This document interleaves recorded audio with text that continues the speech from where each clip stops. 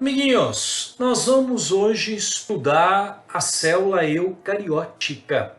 Nós estudamos na aula passada, né? A célula procariótica, as bactérias, cianobactérias, as arqueias, e nós vimos que é uma célula bastante simples. Não apresentava a carioteca, o núcleo, o DNA ficava disperso pelo citoplasma, e a única organela que nós encontrávamos eram os ribossomos. Lembra? Agora nós vamos partir para a célula eucariótica, especificamente a célula animal, a nossa, e a célula vegetal. Vamos olhar? Vem comigo, ó. Aí, companheiros, nós vamos ver que a célula eucariótica, ela tem esse nome de eucariótica porque ela apresenta um núcleo delimitado por um envoltório membranoso, chamado de carioteca ou envoltório nuclear. Repare que a carioteca tem poros, tem buracos, tem aberturas. Aqui dentro, protegido, ó, esses esquinhos que você está vendo aqui, está representando o material genético, moléculas de DNA e RNA. Portanto, eucariótica tem núcleo, tem carioteca. Esse corpúsculo aqui que você está vendo, ó, aqui no interior do núcleo, ele recebe o nome de nucleolo. E isso aqui, ó, que bactéria não apresentava, ele está envolvido com a formação dos ribossomos. Os ribossomos que nós estudamos, envolvido com a síntese de proteínas, ele é formado por um tipo de RNA chamado RNA ribossômico, que será estudado em ácidos nucleicos, que é encontrado aqui, ó, no nucleolo. Então, se o nucleolo contém o principal componente dos ribossomos, por isso que nós falamos que ele está envolvido com a formação dos ribossomos. Mas escuta, Aldo, se você está dizendo que o nucleolo produz RNA, tem RNA ribossômico, que forma os ribossomos, a bactéria você falou que não tinha nucleolo, não tem nucleolo, mas ela tem ribossomo. Então quem é que forma o RNA ribossômico da bactéria se não tem nucleolo? Lembra que a bactéria tem um DNA circular? Tem um pedacinho daquele DNA, um trecho daquele DNA, um gene, que é especialista para fabricar o RNA ribossômico, que vai formar os ribossomos da bactéria. Quer dizer que nela, é numa parte do DNA, quando houve uma evolução, uma especialização para a célula eucariótica, aquele trecho praticamente teve um local específico dentro do núcleo e aquele DNA se encontra aonde nós observamos o corpúsculo chamado de nucleolo. Entenda isso como uma evolução da célula procariótica para uma célula eucariótica. Muito bem. Continuando, amigos. Nós encontramos aqui agora a chamada membrana plasmática, também conhecida como plasmalema. Nós estudamos já também na bactéria. Lembra? Ela funciona como se fosse um porteiro da célula. Ela vai controlar quem entra e quem sai. Como ela faz isso de maneira seletiva, nós falamos que ela tem permeabilidade seletiva. E como nós já vimos na bactéria, qual é a composição? Ela é lipoproteica, formada por moléculas de lipídios mais proteínas. Aqui você está vendo, ó, a estrutura, uma representação da estrutura da membrana, que será detalhado no capítulo específico para a membrana plasmática. O azulzinho representaria as moléculas de lipídios e aqui, ó, elas estão representando aqui essas moléculas que atravessam as duas camadas de lipídios, moléculas de proteínas. Aqui embaixo você tem uma foto, né, na microscopia eletrônica, mostrando aí essas duas camadas da membrana plasmática, certo? E você já deve ter concluído que membrana plasmática é comum a todo e qualquer tipo celular. Sendo célula, vai apresentar a membrana plasmática. Muito bem. Próxima organela, ó, espalhado aqui, ó, primeiro, livre no citoplasma da célula, são os ribossomos. Também organelas que são encontradas na bactéria. Aqui você está vendo esses pontinhos, ó, a fotografia na microscopia eletrônica. Isso aqui ele foi colorido artificialmente, tudo bem? Esses pontinhos. E na verdade os ribossomos, você vai aprender também um pouco mais tarde em detalhes, que eles têm duas subunidades, uma subunidade menor e uma subunidade maior. É que e quando ele está envolvido, como ele está envolvido com a síntese de proteínas, quando essa síntese for acontecer, as duas subunidades se encaixam, lá, formando o corpo inteiro do ribossomo. A gente geralmente apresenta como se fosse uma bolinha, ó, mas ele não é exatamente uma bolinha. Ele tem essa representação assim, ó, parece mais um quê? Um franguinho assado. É isso que está aqui, tá? Quando o ribossomo não está participando da síntese de proteína, essas duas subunidades se encontram separadas dentro da célula. Vão se juntar no momento da síntese. E você vai observar aqui também que além de nós encontrarmos ribossomos livres no citoplasma, você repara que nós temos ribossomos, por exemplo, aqui, ó, unidos a esse conjunto de membranas que a gente vai ver na sequência, que é o retículo endoplasmático rugoso ou granuloso. Nós encontramos também ribossomos, ó, aderido à face externa da carioteca. Aí você poderia perguntar, mas Aldo, qual é a diferença do ribossomo que está livre para o ribossomo que está aderido ao retículo ou à carioteca? Os ribossomos que estão livres geralmente realizam a síntese de proteínas para uso interno, proteínas que serão utilizadas dentro da própria célula que a produziu, proteínas que vão fazer parte de reações químicas no interior da célula, é um exemplo, como as enzimas que nós iremos estudar mais tarde, beleza? A próxima organela é justamente essa, ó, o retículo endoplasmático rugoso, que modernamente é chamado de retículo endoplasmático granuloso e tem um terceiro nome, ergastoplasma. Olha lá, o futuro nome da sua sogra. E repare aqui, ó, a microscopia eletrônica, você percebe que parece que tem essas bolinhas aqui, ó. E se você matar, né, quem são essas bolinhas, você matou a função dele. Nós já falamos quem que é. Ribossomo, né? O retículo rugoso pode ter grânulos aderidos, que são os ribossomos. Se ele contém ribossomos, ele também está envolvido com a síntese de proteínas. Mas olha agora, geralmente proteína para uso externo, proteína que será exportada da célula.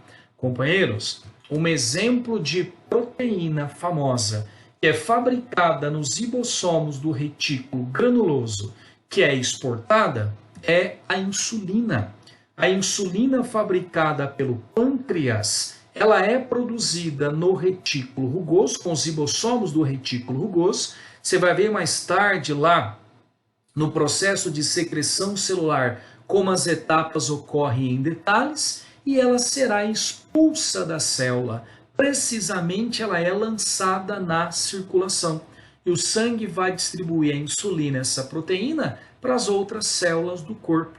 Ela está envolvida com o controle da glicemia, com a quantidade de glicose no sangue. Se é exportada, quem faz é o ribossomo que está aderido ao retículo granuloso. Muito bem. O retículo granuloso, ele tem um irmão gêmeo, só que bivitelínico.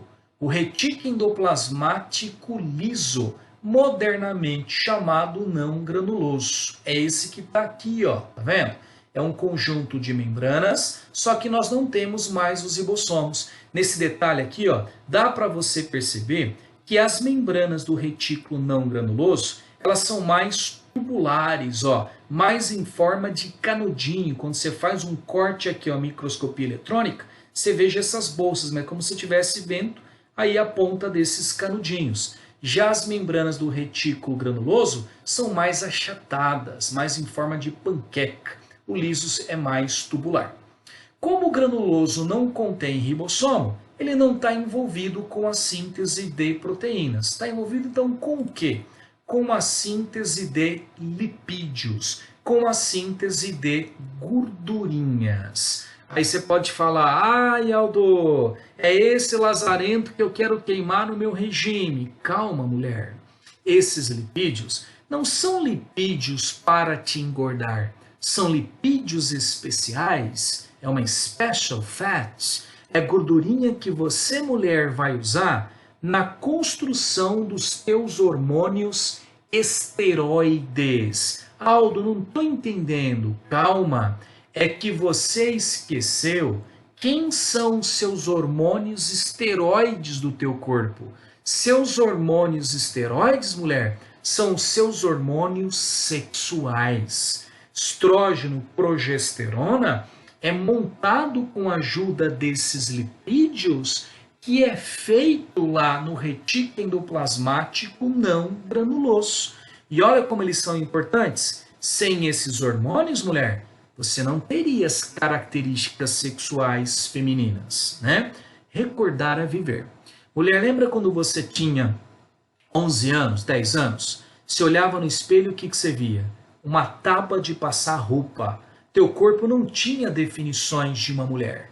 Mas à medida que o retículo liso vai fabricando aquelas gordurinhas, que vai formando os teus hormônios sexuais femininos, teu corpo vai se transformando. Aquela tábua de passar roupa adquire aquela curvatura típica da mulher, aquela curvatura acentuada que a mulher apresenta. Lembra que uma vez você, mulher, achou que alguma coisa, né, começava a crescer no seu peito, você achou que era uma espinhazinha, foi espremer, mas eram as suas pequenas mamas se desenvolvendo. Lembra? Lembra que uma vez você acorda assustada, com uma coceira na virilha, liga a luz, mamãe, está nascendo bigode no lugar errado, seus pelos pubianos, né? E finalmente, Shazam Kaplaf, vem a sua primeira menstruação, sinal que você já pode fabricar o seu monstrinho se você quiser. Todas essas mudanças que te tornaram mulher só aconteceram porque o liso fabricou lipídios que entraram na formação dos hormônios esteroides, os hormônios sexuais. Homens, não fica triste não. A mesma coisa vai acontecer com você. Ah, eu vou ter peito? Não, seu burro. Um pouquinho mais tarde que a mulher, lá com 12, 13, 14 anos. Você, amigo que está me ouvindo, não se desespere. Até os 20 há esperança, tá? Só que agora, esses hormônios, esses lipídios em você, homem, darão origem ao hormônio testosterona, hormônio poderoso que vai também te transformar. Vai começar a aparecer barba, bigode no teu rosto. Tua massa muscular vai ficar cada vez mais dura, mais rígida. A tua voz começa a engrossar, começa a aparecer os seus pelos pubianos. Todas essas mudanças que te tornaram homem ou mulher, né, esteticamente falando, hormonalmente falando, tem a ver com os lipídios produzidos pelo retículo liso. Amigos, né, leve em conta aí, desculpa a brincadeira, né, mas descontrair um pouco, né, amigo, porque senão fica uma coisa extremamente maçante e insuportável, né? Então leve em conta isso como sendo uma maneira da gente tocar um pouco mais suave e tudo isso, tá bom? Espero que você compreenda as brincadeiras, nenhuma conotação pejorativa em relação a isso, apenas uma forma de trazer um pouco de tempero a esse tipo de situação nova que nós estamos enfrentando, tá? Espero que você entenda isso. Companheiros, uma outra função que o retículo liso tem é que ele está envolvido também com a destoxicação. Olha que palavra feia, destoxicação ou detoxicação, né? Você pode encontrar sem o S. E que é isso? A gente poderia traduzir de uma maneira mais chula assim, ó, desintoxicação. Na verdade, seria metabolização de substâncias químicas. Explicarei. 75% do álcool que você ingere é metabolizado pelas enzimas que se encontra no retículo não granuloso, principalmente no fígado, que é o nosso órgão de desintoxicação. Será metabolizado.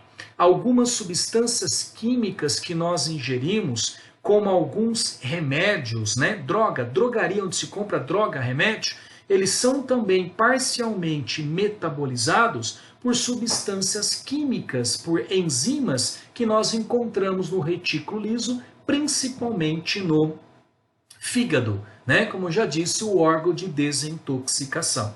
E isso explica algumas coisas. À medida que a gente coloca constantemente a mesma substância no corpo, já foi estudado que o retículo endoplasmático não granuloso, ele tem uma plasticidade para poder aumentar de tamanho. Ele cresce, ele se desenvolve, ele aumenta a produção de enzimas no seu interior específicas para metabolizar um tipo de substância que nós estamos colocando constantemente. Isso explica parcialmente, não totalmente, por que às vezes a pessoa ela ingere constantemente o álcool e parece que o organismo se torna mais resistente ao álcool, não é?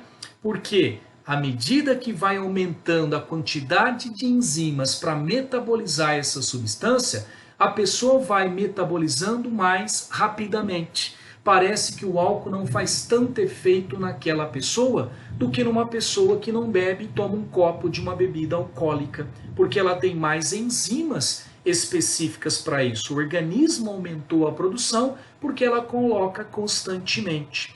A mesma coisa vale para uma pessoa que toma constantemente há um bom tempo o mesmo tipo de medicamento. Parece que vai passando o tempo, o corpo vai se acostumando, entre aspas, com aquele medicamento, ele vai perdendo o efeito. Parcialmente, como eu disse, é que o organismo, o fígado, está metabolizando mais rapidamente. Aumentou a quantidade daquelas enzimas no retículo liso que estão metabolizando muito rápido a substância química, não está dando tempo de fazer o efeito desejado. Muitas vezes nessa situação, o médico aumenta a dose do medicamento ou troca de medicamento, tá? E essa plasticidade ela acontece quando a pessoa para de usar aquela substância química. A pessoa parou de beber bebidas alcoólicas ou parou de usar aquele medicamento. O retículo liso que estava desenvolvido, a quantidade de enzimas que estava lento numa grande quantidade, tende a regredir, tende a diminuir, não é? Parece até uma explicação lamarquista. Usou demais, cresce. Não usou, atrofia, regride. Mas não é. Não é Lamarck porque isso não é transmissível à descendência, né? Um homem que tem uma certa resistência ao álcool, o filho dele nasce com essas enzimas para metabolizar o álcool já aumentadas? Não, pelo menos até agora, né? Não é comprovado isso. Tudo bem? Então essa metabolização é chamada de destoxicação. Ô amigo, e não sai achando que o fígado metaboliza qualquer quantidade não, tá? Já que o fígado, o retículo liso cresce a produção de as enzimas que metabolizam o álcool, eu vou tomar todas e o fígado que se dane, que trata de aumentar. Esse crescimento ele é genético e é limitado. Chega uma hora que não vai mais. E a partir daí é que o álcool começa a causar sérios danos ao fígado, como a hepatite alcoólica ou até uma cirrose. Então não acha que é indefinido esse aumento na produção das enzimas. Tem um limite, tá? E é genético. Tem uns que até têm uma tendência maior, outros uma tendência menor nesta plasticidade. Tudo bem, amigos? Uma coisa que eu quero colocar para vocês é que tanto o retículo rugoso quanto o retículo liso, eles têm uma função comum. Os dois realizam o transporte de substâncias. Repara que os retículos são ocos por dentro. Uma proteína aqui, que o rugoso fabricou, pode ser enviada dentro do próprio corpo do retículo até um outro local da célula. Um lipídio aqui, que o liso fabricou, pode ser enviado até dentro do próprio corpo do retículo até um outro local da célula. É como se o corpo dos retículos funcionasse como estradas, avenidas dentro da célula, podendo realizar o transporte de substâncias. Beleza, irmãozinho? Então vamos lá. A próxima organela é a companheira mitocôndria, bastante famosa também em questões de vestibulares. Olha aqui, ó, a foto da microscopia eletrônica, está colorido artificialmente, em corte.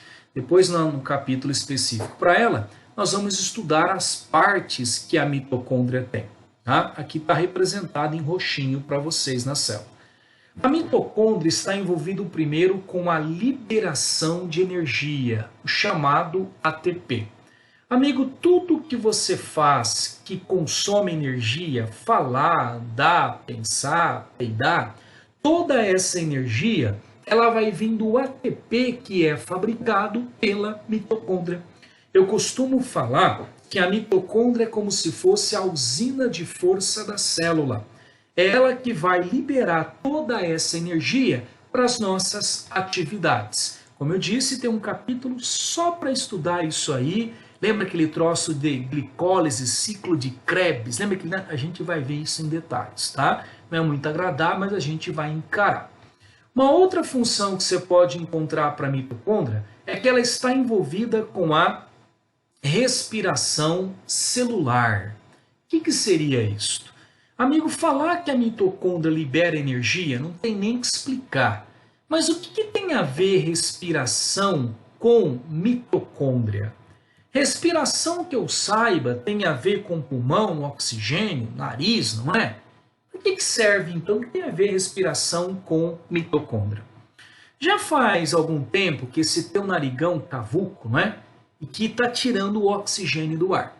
Você sabe que o oxigênio, ele entra pelas narinas, chega até os pulmões, cai no sangue e vai para a célula. Mas por que o oxigênio é tão vital? Por que sem ele eu não vivo? O oxigênio, irmão, é uma das matérias-primas que a mitocôndria necessita para liberar energia. Se não chegar o oxigênio para a mitocôndria, ela não consegue liberar a energia. Então olha porque o nome é respiração celular.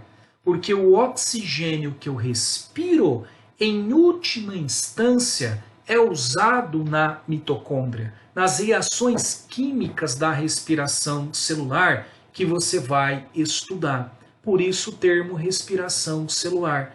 Fazendo uma comparação, entre aspas, é como se a mitocôndria dentro da célula fosse o pulmãozinho da célula, aquela parte que vai ficar com o oxigênio e vai utilizar na liberação de energia. Uma pessoa que morreu afogada, asfixiada, envenenada por algum motivo que impediu que o oxigênio chegasse até a mitocôndria, qual foi a causa direta da morte da célula? Foi a falta de energia, foi a falta de ATP. Porque no afogamento, o oxigênio deixou de chegar, não liberou energia e a célula morreu por falta de energia. Existem algumas substâncias químicas, alguns venenos, e um famoso dele é o cianeto, que ele interfere na usina de força da célula. Sem entrar por enquanto em alguns detalhes, o cianeto consegue entrar na mitocôndria, interfere em reações químicas vitais da mitocôndria, não deixando que a mitocôndria libere energia e ATP. É como se ele desligasse a usina de força da célula. Ele impede a liberação de ATP e a célula sem energia acaba morrendo. Existem algumas tribos de índios na floresta amazônica que pescam, aliás, sem usar linha, anzol, arco, flecha ou lança. Eles vão na mata, cortam uma espécie de um cipó que tem na mata. Nesse cipó tem uma substância química parecida com o cianeto, não é o cianeto, mas de efeitos parecidos. Eles vão lá, bate o cipó dentro d'água, libera o veneno num rio não muito fundo. Aquele veneno vai sendo carregado pela água, contaminando os peixes. A substância química entra dentro da mitocôndria do peixe, paralisa a liberação de energia. O peixe morre. Ele vem até a superfície tentando tirar o oxigênio do ar. Né? Ele sente que tem falta de oxigênio. Na verdade, é a reação química que está interferindo e vai morrer. Os índios pegam e coletam todos aqueles peixes por cima da água. Depois que assam o peixe, o aquecimento acaba destruindo essa substância química, certo? Então, age na usina de força da célula. Companheiros, após a mitocôndria, nós temos o chamado complexo de Golgi, modernamente conhecido como complexo golgiense. O Golgi é um conjunto de saquinhos membranosos achatados, um empilhado em cima do outro, da onde brotam vesículas, bolsinhas. Aqui, ó, seria esse aqui, ó, no desenho, o complexo golgiense. Aqui você tem, ó, na microscopia, colorido artificialmente o complexo de Golgi. Companheiros, o Golgi é uma organela que ele tem ao todo 6 funções diferentes na célula. Nesse primeiro momento, como nós estamos estudando as funções básicas, nós não vamos ver as 6. Nós vamos ver as 2 funções principais. As outras 4 tem um capítulo só para a gente estudar em detalhes ela. Então, eu quero que você guarde inicialmente para mim que o complexo golgiense está envolvido com a secreção celular. Secreção. Aqui é necessário você diferenciar secreção de excreção. Aquela história que secreção é para dentro, excreção é para fora, não tem nada a ver com isso. Eu vou ser um pouco simples, chulo, brega, mas eficaz. Secreção presta, excreção não presta. Secreção, algo que você fabricou que é útil, tem alguma finalidade, serve para alguma coisa. Excreção não presta. Às vezes é resíduo, tem que ser metabolizado, jogado fora, eliminado. Então, de uma forma bem rápida, utiliza dessa maneira, certo? Então, assim, nós vamos dizer que a urina é uma excreção. Tem substâncias que não servem. São resíduos como ureia, amônia, ácido úrico, não é? Já o leite materno é uma secreção, ele é útil, tem substâncias necessárias ao desenvolvimento do bebê. A nossa lágrima é uma secreção, ela contém substâncias antibióticas que ajudam a matar muitas bactérias e fungos que entram em contato com os nossos olhos, tudo bem? Então, quando a gente diz que o Golgi está envolvido com a secreção, significa que muitas substâncias que a célula vai fabricar e que são úteis têm a participação dele nesses processos. Ele está envolvido com a produção de várias substâncias que são úteis para o organismo. Como eu disse para vocês lá atrás, a insulina que será eliminada pelas células pancreáticas tem a participação do Golgi. Então, quando a célula vai eliminar a insulina para o sangue, é uma secreção celular que a célula vai executar. E nós vamos ver, depois no capítulo específico, como o complexo golgiense participa dessa secreção. Tudo bem? Por enquanto é isso.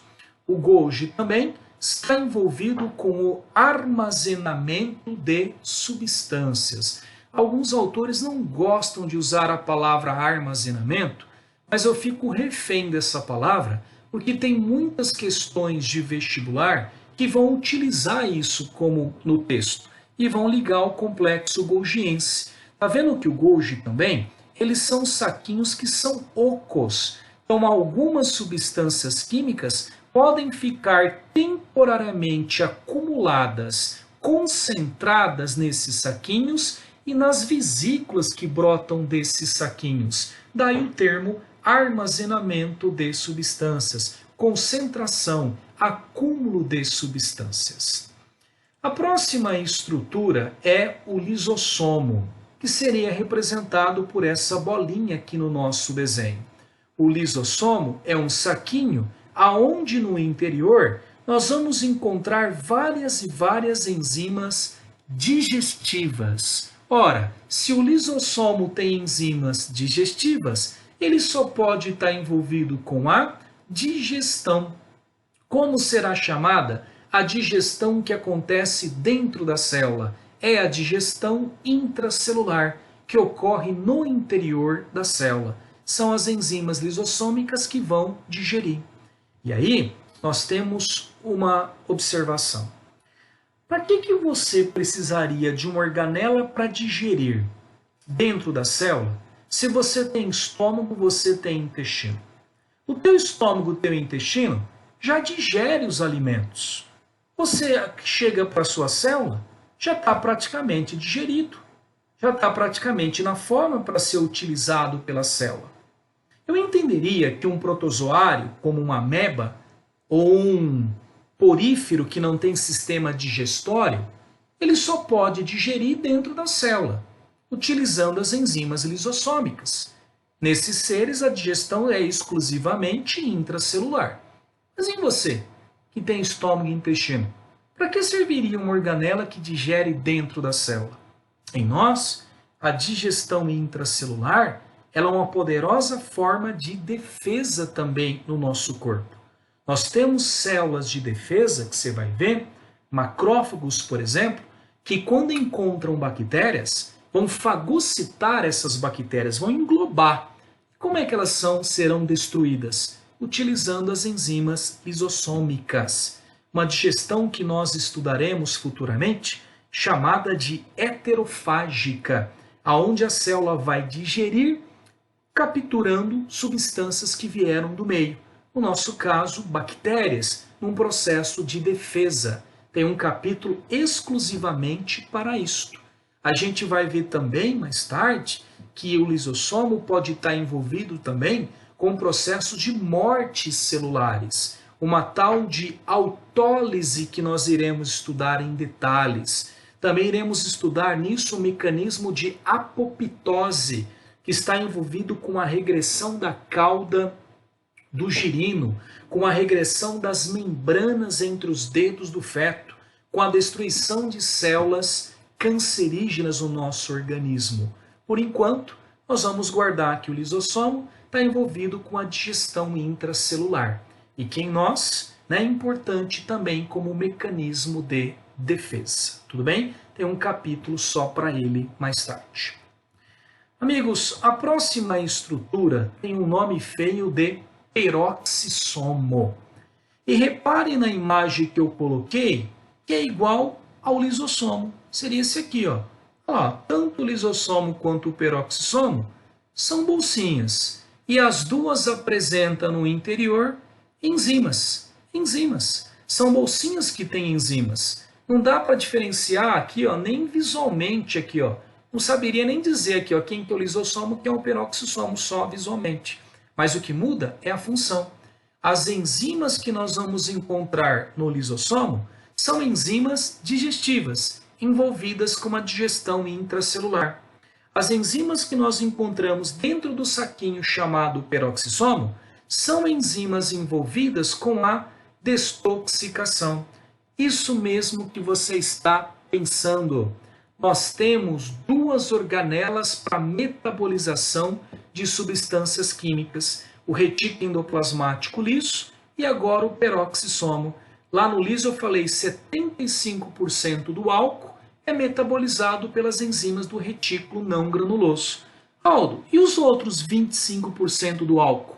É metabolizado pelas enzimas do saquinho peroxissomo, principalmente nas células do fígado, o órgão de desintoxicação. Vamos melhorar? Agora, se cair, amiguinhos, peroxissomo, pouco provável que alguém diga alguma coisa sobre o álcool.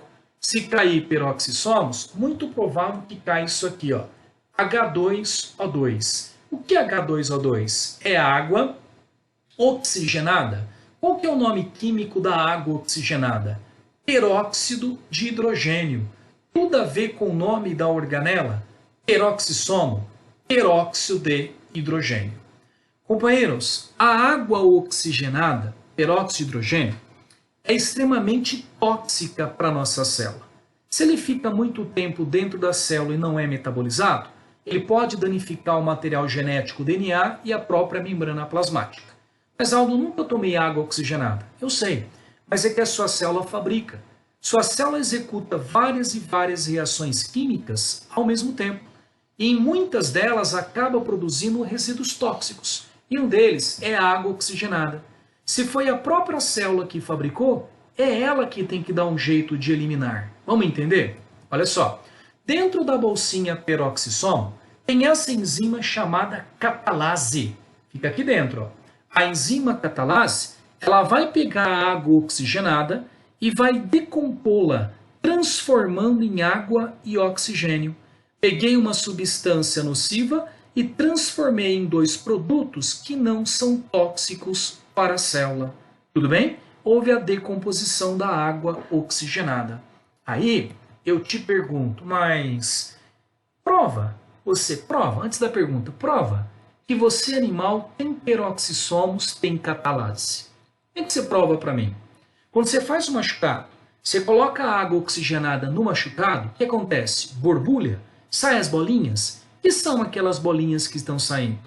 Justamente, ó, esse oxigênio que está aqui, ó, esse oxigênio.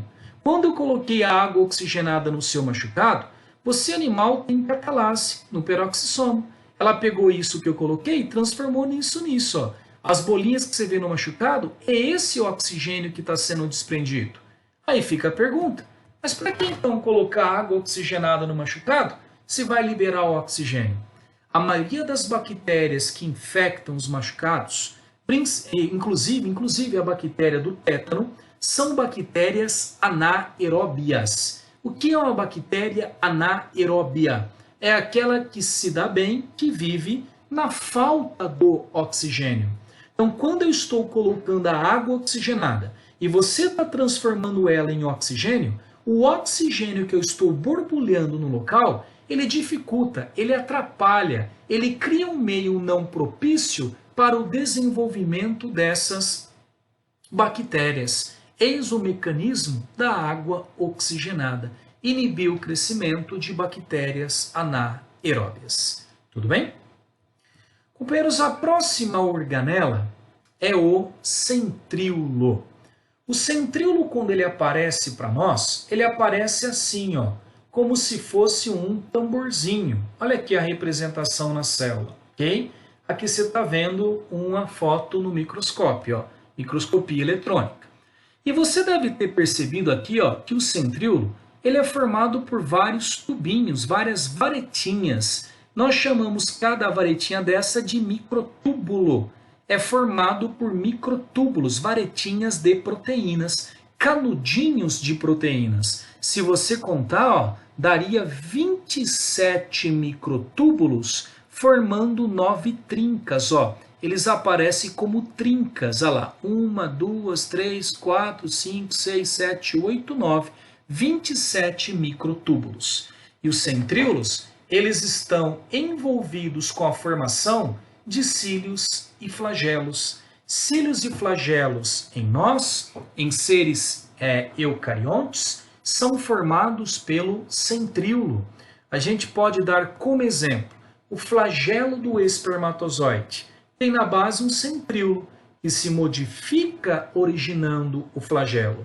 Aonde que você, animal, tem cílio? Onde você encontraria cílio? Não, pelo amor de Deus, hein? No olho não, isso aqui é pelo. Cílio é estrutura microscópica, você não enxerga. Como o cílio do paramécio que você estudou. Você tem cílio na traqueia, o canudão que leva o ar para o seu pulmão. A parede é ciliada, você tem um tapete felpudo de cílios. Não vê, é microscópio. Em cima desses cílios tem uma camada de muco. À medida que o ar vai passando, fica retido as impurezas, parte delas, nesse muco. E quando ele está muito sujo, esses cílios começam a bater. E a movimentação desses cílios, você não sente, é microscópio. Vai levando essa pelota de muco até a tua garganta, você engole, faz um auto self-service, você está limpando esses cílios. A nicotina do cigarro, ela inibe a formação de cílios e flagelos. Se você pega a traqueia de uma pessoa que fuma há muito tempo, a traqueia dessa pessoa, você olha, houve uma modificação celular, aonde as células não apresentam mais os cílios. O ar não é filtrado em nada, as impurezas vão se depositar completamente nos pulmões, aumentando as doenças respiratórias. Um outro local que você, mulher, tem esses cílios é na sua tuba uterina, aquele canudinho entre o ovário e o útero. Para que serve? Quando houve a fecundação, aquele zigotinho que está virando já embriãozinho, 1, 2, 3, 4 células, ele tem que ser levado até o útero para que aconteça a anidação. Quem vai empurrar são dois mecanismos: contração da musculatura lisa da tuba uterina e o batimento dos cílios que tem lá, que ajuda a empurrar esse embriãozinho até o útero. Se esse mecanismo falhar por algum motivo, a mulher tiver uma infecção que tem um estreitamento da tuba uterina, pode acontecer a chamada gravidez tubária, ectópica, aonde não consegue, o embriãozinho chegar até o útero e pode acontecer a implantação ali. Uma gravidez de altíssimo risco que tem que ser muito bem avaliada e os médicos não aconselham a seguir essa gestação adiante, justamente pelo risco que trará aí para a sobrevivência da mãe. A mulher pode ter hemorragias e acabar morrendo, beleza? Uma outra situação que tem cílios é que eles participam da divisão celular em células animais. Eu não vou entrar em detalhes agora, porque quando a gente estudar mitose e meiose na célula animal, você vai ouvir eu falando na prófase da mitose. Centríolos duplicados migraram para polos opostos. E lá a gente vai ver em detalhes essa participação que os centríolos têm na divisão celular de células animais. Tudo bem? Amigos, nós vamos agora entrar. Tudo isso nós encontramos na célula eucariótica animal. Na animal, tudo bem? Nós vamos agora para a célula eucariótica vegetal. Nós vamos ver agora algumas estruturas que eu encontro na vegetal, mas eu não encontro na animal. A maioria das estruturas que nós vimos na animal tem na vegetal, tá? Membrana plasmática, ribossomos, retículos, complexo golgiense, a mitocôndria. A maioria dessas organelas do animal eu tenho na vegetal. Só que a vegetal, ela vai apresentar 3 estruturas agora que ela apresenta, mas a animal não tem. Então vai servir como separação da vegetal para a animal. Então fique atento agora. Bom, ela é uma célula eucariótica porque ela também tem núcleo, tem carioteca. Mas olha o que ela apresenta que animal não tem. A chamada parede celular. Tá vendo aqui, ó? Mais grossinho. A plasmática é essa mais fininha e tem uma mais externa, mais grossinha. Aqui, ó, na microscopia óptica, no microscópio comum, olha o que você consegue ver, ó. Você consegue ver esse contorno, que é justamente a parede celular. Ela é mais grossa. E como ela é rígida, ela funciona como escudo. Qual é a função de todo e qualquer escudo? Dá proteção à célula. Então, a célula animal, a vegetal, tem uma proteção, que a animal não tem.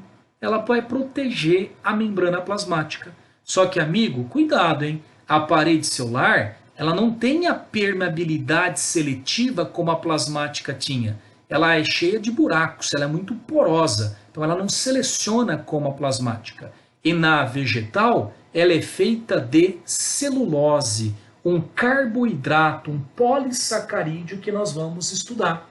Quando você ouve dizer que a indústria de papel retira a celulose do eucalipto do pinheiro para fazer o papel, está retirando em grande parte essa celulose da parede celular da célula vegetal. E olha agora um aprofundamento para vocês. De todas as células conhecidas, de todas, somente, eu estou falando célula, vírus não é célula, hein? De todas as células conhecidas, só tem 2 tipos que não têm parede celular: animal e protozoários. Animal e protozoários não têm parede celular. Todos os outros tipos celulares conhecidos têm parede. Vamos recapitular? Apesar de não ser a matéria aqui, Especificamente, vamos lá. A vegetal tem parede celular, que você acabou de ver, feita de celulose. A bactéria que nós estudamos na aula passada tem parede celular do quê? Lembra aquele nome feio? Peptidoglicano ou peptoglicano. Fungos têm parede celular também, feito de quitina, o mesmo composto do exoesqueleto dos artrópodes, um polissacarídeo que também será visto depois. E as algas também têm parede celular. Composição varia, mas muitas apresentam parede celular de celulose, como os vegetais. Animal e protozoário sem parede celular. Outra estrutura típica da célula vegetal é o cloroplasto. Aqui, ó, todos esses pontinhos verdinhos que você está vendo na microscopia comum, olha só, são cloroplastos. Olha a quantidade que tem em cada célula. Aqui você está vendo uma foto em detalhes do cloroplasto. Ele tem partes específicas, nós estudaremos também depois essas partes em detalhes mais para frente. O cloroplasto contém um pigmento verde chamado clorofila, que capta a luz. Se ele tem um pigmento verde chamado clorofila, ele está envolvido com o processo da fotossíntese. É a organela especializada na fotossíntese. Como eu disse para você, na aula anterior de bactéria, deixei bem claro, hein? Cianobactéria faz fotossíntese, mas não tem cloroplasto. Então não é todo mundo que faz fotossíntese que tem cloroplasto. Ser procarionte fotossintetizante não tem cloroplasto. Quem tem cloroplasto são seres eucariontes fotossintetizantes. Como quem? Como as plantas, como as algas. Tudo bem? Cuidado com isso. E outra estrutura que nós encontramos também nos vegetais, que animal não tem, é o chamado grande vacúolo. É essa bolsa enorme, gigantesca que você encontra dentro da célula vegetal. Em algumas células vegetais pode ser tão grande essa organela que pode chegar a ocupar 98% do espaço da célula vegetal, de tão grande que é. Este é o chamado, olha só, uma foto real, grande vacúolo. Olha as outras organelas espremidas contra a parede celular. Bom, se o grande vacúolo é um saco, ele tem a função de saco, armazenamento de substâncias. Ele vai servir como um quartinho da célula vegetal. É aqui dentro que a célula vegetal pode guardar substâncias no interior. Se você me perguntasse que tipo de substâncias, eu diria assim, duas que você não vai errar. Água e sais minerais. Água e sais minerais se encontra dentro do grande vacúolo. Agora, o que mais? Vai variar de espécie de planta para espécie de planta. Por exemplo, o látex, que é extraído da seringueira para fazer a luva cirúrgica, a camisinha, fica armazenado dentro do grande vacúolo das células vegetais do tronco da planta. Quando o cara passa a faca no tronco, escorre o látex, na verdade aquela faca destruiu milhões de células vegetais e o látex que estava armazenado ali dentro extravasou, escorreu pelo tronco da planta, né? O ópio, extraída da flor da papoula, fica também armazenado dentro do grande vacúolo e é extraído, aí utilizado, né, como alucinógeno. E essa substância, o grande vacúolo, essa organela, além de estar envolvido com o armazenamento de substância, também está envolvido com o chamado controle osmótico da célula vegetal. Amigos, a palavra osmótico vem da palavra osmose. Osmose é o transporte de água. É a quantidade, é a concentração de sais que tem dentro do grande vacúolo que vai regular a entrada e a saída de água da célula vegetal. Você vai aprender que osmose passa a água do meio menos concentrado para o mais concentrado. Então, se aqui dentro do grande vacúolo tiver maior concentração, a água tende a entrar na célula vegetal por osmose. Se aqui dentro do grande vacúolo tiver menor concentração de sais, a água tende a sair da célula vegetal por osmose. Por isso, controle osmótico, regulação osmótica. Amigos, olha um aprofundamento agora. Ó. Essa membrana do grande vacúolo, ela é conhecida pelo nome de tonoplasto. Tonoplasto é o nome que recebe essa membrana do grande vacúolo. Tono, T-O-N-O, plasto, tonoplasto.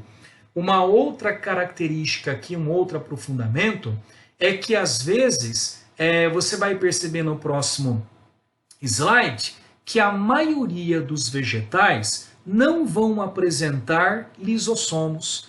A maioria dos vegetais não apresentam lisossomos. Então, quem acaba assumindo a função de digestão, quem vai concentrar as enzimas digestivas, vai acabar sendo o grande vacúolo. As enzimas digestivas que estariam normalmente presentes dentro do lisossomo, elas ficarão concentradas dentro do grande vacúolo aqui no interior, e ele pode assumir a função de digestão intracelular, ok? Agora eu trouxe para vocês algumas observações importantes. Olha só. Existem algumas estruturas que são estruturas que nós chamamos de estruturas não membranosas. O que é uma estrutura não membranosa? É tudo aquilo que não tem composição lipoproteica da membrana plasmática. Tudo aquilo que foge da composição membranosa da membrana plasmática. A maioria das estruturas que eu te apresentei são estruturas membranosas. É feita de saquinho, tem composição lipoproteica. O complexo golgiense, os retículos, mitocôndria, cloroplasto e assim vai. Olha aquelas que não têm. Parede celular, acabei de falar para você, na vegetal é celulose, é um carboidrato, não tem composição lipoproteica. Ribossomo, como nós vimos, é uma organela não membranosa. Ele é feito de RNA ribossômico associado com proteínas, não tem composição lipoproteica. Centríolos, como eu te mostrei, são tubinhos de proteínas, são microtúbulos de proteínas, não tem composição membranosa lipoproteica. E o nucleolo, aquela estrutura no interior do núcleo da célula, também não tem composição lipoproteica. Eu vou encontrar moléculas de RNA ribossômico formando o nucleolo. Então, estruturas que são ditas não membranosas, não tem composição lipoproteica como o da membrana plasmática. Parede celular, ribossomos, centríolos e nucleolos. Outra observação, de todas as organelas, de todas as estruturas que nós estudamos, tem duas que apresentam o seu próprio DNA, mitocôndrias e cloroplastos. Tirando o DNA presente no núcleo, né, nós vamos encontrar DNA na mitocôndria e no cloroplasto. Amigos, como essas organelas contêm o seu próprio DNA, nós falamos que são organelas que têm capacidade de se autoduplicar. Elas têm a capacidade de fazer uma cópia de si mesmas. Quando uma célula, uma mitocôndria quer se duplicar, formar uma outra mitocôndria, ela não precisa esperar a célula sofrer mitose para poder se duplicar. O próprio DNA pode comandar a sua duplicação. O mesmo vale para o cloroplasto. São organelas que contêm o seu próprio DNA com capacidade de autoduplicação. E outra observação, são raros nos vegetais. Não são comuns de se encontrar nos vegetais centríolos, lisossomos e peroxissomos. Gente, eu não disse que não tem. Se encontra vegetal com centríolo, se encontra vegetal com lisossomo e peroxissomo. Estou dizendo para vocês que não são comuns essas estruturas em vegetais. Elas são mais típicas de animais. para efeito de vestibular, ó, vestibular, se aparecer centríolo, eu vou considerar como a célula como sendo uma célula animal, porque é difícil ter isso em vegetais. Aliás, olha a situação dos grupos vegetais que você vai estudar, briófita, pteridófita, gimnosperma e angiosperma, os únicos que vão apresentar centríolo, briófita e pteridófita. E só por um motivo, e num único tipo celular, no gameta masculino chamado anterozoide. O gameta masculino de briófita, pteridófilo, anterozoide, ele tem flagelo. Você vai ver que esses grupos vegetais dependem da água para a fecundação. Flagelo é para que ele possa nadar utilizando a água. Se tem flagelo, tem centríolo. Só neles que tem. Olha, gimnosperma e anjo, que é a maioria, angiosperma, não tem nada de centríolo. Aldo, nem anterozoide? Nem anterozoide. Por quê? Porque não tem mais anterozoide. O gameta muda nesses grupos vegetais. Deixa de ser um anterozoide, passa a ser chamado de núcleo espermático ou núcleo gamético. Tudo bem? Então, esses três tipos de organelas são raros em células vegetais. Tudo bem, amigos? Eu tenho consciência que tudo que nós vimos é muita coisa, são muitas informações, né? Você necessita de um tempo para digerir, para absorver tudo isso, e a melhor maneira é praticar em cima dos exercícios, tá? E segue aí na sequência para vocês. Um grande beijo, bons estudos.